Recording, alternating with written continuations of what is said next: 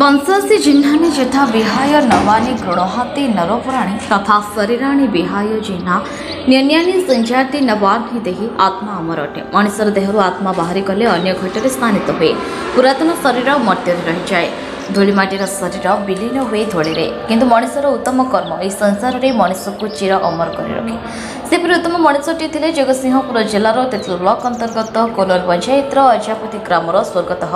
नगेन्द्रनाथ आचार्य। से एकाधारे थे जड़े विशिष्ट पाला गायक, ख्यातनामा कर्मकांड पुरोहित, सारला ट्रस्टर पुराण पंडा माँ सारला बरपुत्र बाग्मी पुरुष। आज स्वर्गत आचार्य द्वादश उपलक्षे अढ़ावती स्थित माँ बजीर महाकाली मंदिर प्रांगण में एक स्मृति श्रद्धांजलि सभा पंडित अभय कुमार दास बुल्लू नना सभापतित्व अनुष्ठित हो जाइए। घोड़ानाच गुरु हेमंत कुमार राउत संयोजन में आयोजित यह कार्यक्रम में सुनील कुमार आचार्य निमंत्रित अतिथि मान स्वागत करथिबा बेले अध्यापक अरुण कुमार पंडा, डॉक्टर निमांचरण परिचा, गायक शिशिर कुमार पंडा, गायक अभिमन्यु नायक, मायाधर राउत, शिल्पपति तपन दास, संकीर्तन मंडली संपादक भगवान दास, सरला संस्कृति गवेषक रमाकांत राव, प्रहलाद दास, रामकथा विशारद रवीन्द्रनाथ मिश्र, नलिनी सिंह, प्रभाकर दास और नारायणपति प्रमुख जोगदी स्वर्गत आचार्य स्मृति को मन पकड़े। वास्तव में स्वर्गत आचार्य ए अंचल जड़े बहुमुखी प्रतिभावान, सरल निष्ठाभाषी, परोपकारी और ख्यातनामा पाला गायक भाव में सुख्याति अर्जन करते मत व्यक्त करते। यह अवसर में केतेक विशिष्ट मान्यगण्य व्यक्ति, कलाकार और विभिन्न गणमाध्यम प्रतिनिधि मानक स्मृति कमिटी तरफ उत्तर प्रदान कर संबर्धित कर तेज यह समस्त कार्यक्रम को सुशील कुमार आचार्य, जयश्री आचार्य, त्रिलोचन आचार्य, अभय आचार्य, अपन्ना आचार्य, मिल्ली मामा लोनी, देवेंद्र आचार्य, त्रिलोचन आचार्य, भ्रमर आचार्य, अभय आचार्य, रवीन्द्र आचार्य और मंजुलता आचार्य समेत समस्त ग्रामवासी माने परिचालना करने क्षेत्र में सक्रिय सहयोग कर देखा मिलता।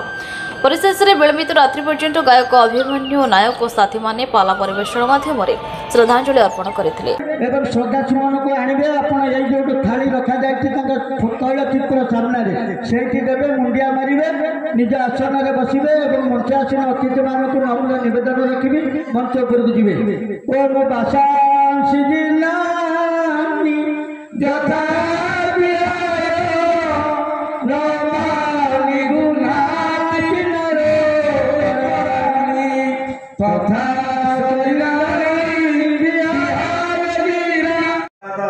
नामक एक खबर कागज काम करुँगी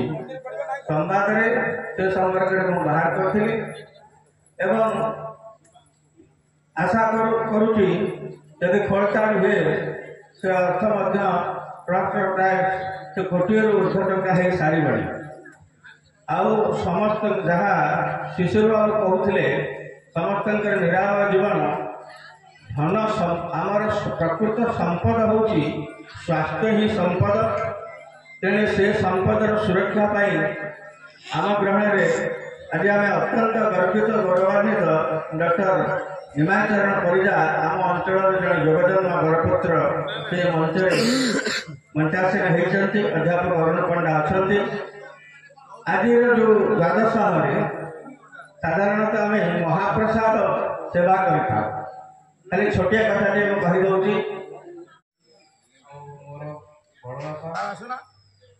दादा साना समस्त उपस्थित अच्छा सम परिवार समस्त शुभार जोग देखा समस्त कृतज्ञता ज्ञापन करुँच। समस्ते उपस्थित रहा निहती आवश्यक है। मो बापार कहीपर क्षति भी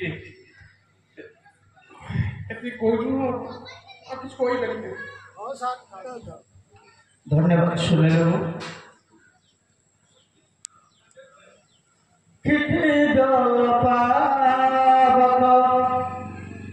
गगन समीरा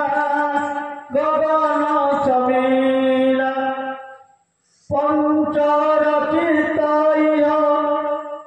अधम शरीरा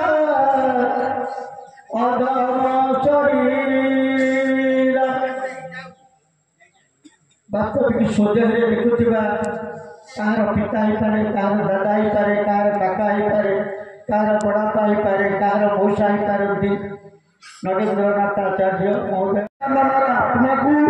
मुख्यतः प्रदान करते। समस्त शुभ फल प्रदान करतु समस्त को निरोग करतु दुनिया रे सबुठार गोटे बड़ दुख से रोग जहाँ देहरे रोग ना सी बुढ़ाते टोका भाया लगे जहाँ देहरे रोग से टोकाटी से बुढ़ा भाया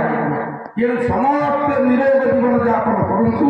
सर्वे बोला हरि समस्त को विनम्र प्रार्थना जहाँ को कथा कहवाई सुजोग नम्र निवेदन रखी जेहेतु शिशुअनंत मठरू आ बाबा बलिया निर्देश आसी श्रद्धासुमन अर्पण कर बिंबा भाई नम्र निवेदन रखी ए परिवार सहित ओतप्रोत भाव जड़ित बिंबा भाई टिके डाक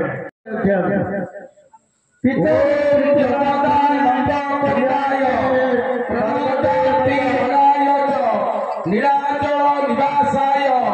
जगन्नाथाय ते नमः सकल जीवर आत्मा जगन्नाथ नगेंद्र आचार्य आत्मा को मोक्ष करने सहित सपरिवार कुटुंब बंधु बांधव समस्त को दीर्घायु करतु शोक संतप्त परिवार को धैर्य शांति क्षमा प्रदान करतु ये परिवार अनुष्ठित एठार बसी समस्त मुक्तासीन व्यक्ति तथा बाहर बसी समस्त व्यक्ति को हार्दिकता ज्ञापन कर असमय चलीगला भाई कहले से असमय चलीगला पूरा ग्रस्त हो असमय चलीगला जो दिन 9 तारिख सका आज लोक आसला तुम पड़े आस कटक ट्रिटमेंट होता तुम पड़े आस मत बलिया बापा डकई आस तू छाड़िक आस कहीं व्यस्त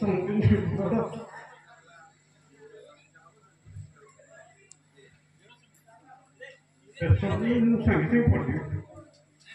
बापा से कौन चलीगला आमे प्राध्यापक अरुण कुमार पंडा आदिकवि शारदा दास नगेंद्र आचार्य द्वादश उपलक्षे जो स्मृति सभा आप जोगई कौन विषय आपता रहा निश्चय ये नगेंद्रनाथ आचार्य जड़े भल मनीष थे एवं 74 वर्ष बयस देह अवसान होती से जड़े मिष्टभाषी परोपकारी जड़े भल पुरोहित जड़े वेदविद एवं भल पालार गायक ए अंचल बहुत लोकप्रिय एवं तांकर आत्मार सद्गति निमंते आम निश्चित भाव में परमेश्वर निकट में प्रार्थना करवा से तांकर परिवार को महाप्रभु श्री जगन्नाथ माँ बागदेवी शारदा तांकर परिवार को सहाय हुंतु एवं तांकर परिवार टी शांति रहू एवं से आत्मा मध्य परमात्मा का निकट में शांति अवस्थान करू। मो ना सुनील कुमार आचार्य आज नगेंद्रनाथ आचार्य जो विशिष्ट पाला गायक थे जड़े